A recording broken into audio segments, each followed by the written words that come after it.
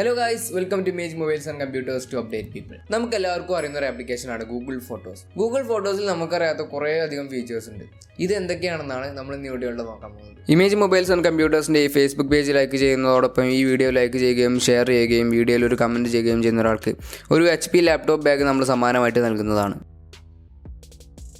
അപ്പോൾ നമുക്ക് Google photos ഉപയോഗിച്ചിട്ടുള്ള കുറച്ച് ട്രിക്സ് നോക്കാം. ഈ പറയുന്ന കാര്യങ്ങൾ ചിലപ്പോൾ നിങ്ങൾക്ക് അറിയുന്ന കാര്യങ്ങൾ തന്നെ ആയിരിക്കും, എന്നാൽ അറിയാത്തവർ കുറേ പേരുണ്ട്. അപ്പോൾ അവർക്ക് വേണ്ടിയാണ് നമ്മൾ ഈ ഒരു വീഡിയോ ചെയ്യുന്നത്. അപ്പോൾ നിങ്ങളൊരു ഇതൊക്കെ അറിയുന്ന ഒരാളാണെങ്കിൽ മാക്സിമം അറിയാത്തവരിലേക്ക് ഷെയർ ചെയ്ത് കൊടുക്കുക. ആദ്യത്തെ ഒരു ട്രിക്ക്, നമ്മുടെ ഫോട്ടോസൊക്കെ നമുക്ക് ബാക്കപ്പ് ചെയ്ത് വെക്കാനുള്ള ട്രിക്കുകളാണ്. നമ്മൾ നമ്മുടെ ഫോണൊക്കെ ഫോർമാറ്റ് ചെയ്യുന്ന സമയത്ത് അതിലെ ഫോട്ടോസ് മുഴുവനായിട്ടും നഷ്ടപ്പെടും. അപ്പോൾ ആ ഫോട്ടോകളൊക്കെ തിരിച്ചെടുക്കാൻ കുറച്ച് ബുദ്ധിമുട്ടാണ്. എന്നാൽ നമ്മുടെ ഫോട്ടോകളൊക്കെ ഒരു ക്ലൗഡ് സ്റ്റോറേജിലേക്ക് മാറ്റിയതിന് ശേഷം നമ്മൾ ഫോൺ ഫോർമാറ്റ് ചെയ്താലും നമ്മുടെ ക്ലൗഡ് സ്റ്റോറേജിൽ ആ ഒരു ഫോട്ടോകൾ ഉണ്ടാവും. നിങ്ങളുടെ ഇമെയിൽ ഐ ടി ജസ്റ്റ് ഒന്ന് സിങ്ക് ചെയ്താൽ മതി. നമ്മുടെ ഇമെയിൽ ID വെച്ച് തന്നെ നമുക്ക് ആ ഫോട്ടോകളൊക്കെ നമ്മുടെ ഗാലറിയിലേക്ക് സേവ് ചെയ്യാവുന്നതാണ്. ഇങ്ങനെ ബാക്കപ്പ് ചെയ്യാനായിട്ട് നിങ്ങൾ ചെയ്യേണ്ടത് ഗൂഗിൾ ഫോട്ടോസിൽ ആൽബംസ് എന്ന് പറഞ്ഞൊരു ഓപ്ഷൻ ഇവിടെ ഉണ്ടാവും. അതെടുത്തതിന് ശേഷം ഏതൊക്കെ ഫോൾഡറുകളാണ് നിങ്ങൾക്ക് ബാക്കപ്പ് ചെയ്യേണ്ടത് ആ ഫോൾഡറുകൾ സെലക്ട് ചെയ്തതിന് ശേഷം അതിന് മുകളിലായിട്ട് ബാക്കപ്പ് ആൻഡ് സിങ്ക് എന്ന് പറഞ്ഞൊരു ഓപ്ഷൻ ഉണ്ടാവും. അത് എനേബിൾ ചെയ്ത് വെക്കുക.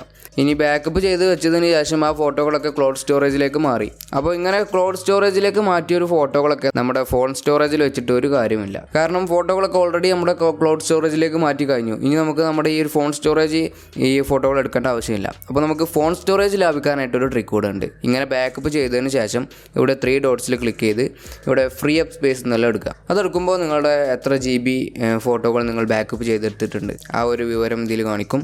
അപ്പോൾ നിങ്ങൾ ബാക്കപ്പ് ചെയ്ത് കൊടുക്കുക. ബാക്കപ്പ് ചെയ്യുമ്പോൾ നിങ്ങൾക്ക് കുറേ അധികം സ്പേസ് ലാഭിക്കാൻ കഴിയും. നിങ്ങൾ ബാക്കപ്പ് ചെയ്ത എല്ലാ ഫോട്ടോകളും നിങ്ങളുടെ ഫോൺ സ്റ്റോറേജിൽ നിന്ന് മാറി ക്ലൗഡ് സ്റ്റോറേജിൽ മാത്രമാകും. എന്നാൽ നിങ്ങൾ ഈ ഗാലറി എടുക്കുന്ന സമയത്ത്, ഗൂഗിൾ ഫോട്ടോസ് എടുക്കുന്ന സമയത്ത് എല്ലാ ഫോട്ടോകളും നിങ്ങൾക്ക് കാണാനും കഴിയും. അടുത്തൊരു ട്രിക്ക് നമ്മുടെ ഗൂഗിൾ ഫോട്ടോസിലുള്ള ഗൂഗിൾ ലെൻസ് എന്ന് പറഞ്ഞൊരു ഫീച്ചറാണ്. ഇത് നമ്മളെ സഹായിക്കുന്നത് നമ്മളൊരു ഫോട്ടോ എടുത്തതിന് ശേഷം ആ ഫോട്ടോയിൽ കാണുന്നത് എന്താണെന്ന് ഇത് പറഞ്ഞു തരും. ഉദാഹരണത്തിന് നമ്മളൊരു പൂവിൻ്റെ ഫോട്ടോ എടുത്തു. പൂവിൻ്റെ ഫോട്ടോ എടുത്തതിന് ശേഷം ആ പൂവിൻ്റെ പേരെന്താണെന്ന് നമുക്ക് ചിലപ്പോൾ അറിയുന്നുണ്ടാവില്ല.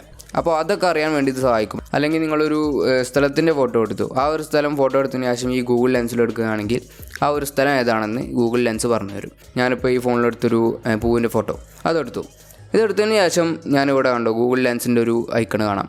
അവിടെ ക്ലിക്ക് ചെയ്യുക. അവിടെ ക്ലിക്ക് ചെയ്യുമ്പോൾ ഈ പൂവിൻ്റെ വേറെ കുറേ ഫോട്ടോസും അതേപോലെ തന്നെ ഈ പൂവിൻ്റെ പേരും കാര്യങ്ങളൊക്കെ ഇവിടെ എഴുതി കാണിച്ചിട്ടുണ്ട്.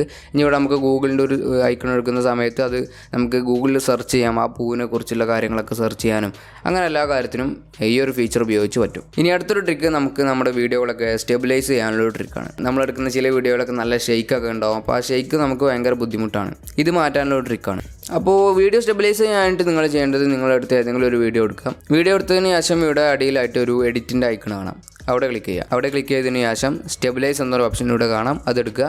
അതെടുക്കുമ്പോൾ നിങ്ങൾ വീഡിയോ അങ്ങനെ സ്റ്റെബിലൈസ് ആവുന്നത് കാണാം. സ്റ്റെബിലൈസ് ആയതിനു ശേഷം നിങ്ങൾക്ക് ഇവിടെ സേവ് എന്ന് കൊടുത്തതിന് ശേഷം സേവ് ചെയ്യുക. അപ്പോൾ നിങ്ങളുടെ വീഡിയോ നല്ല ഷെയ്ക്ക് ആയിട്ടുള്ളൊരു വീഡിയോ ഒക്കെ ആണെങ്കിൽ ഒരു പരമാവധി അത് നല്ലൊരു വീഡിയോ ആക്കി ഒരു സ്റ്റെബിലൈസ് ചെയ്തിട്ടുള്ളൊരു വീഡിയോ ആയിട്ട് നമുക്ക് കിട്ടും.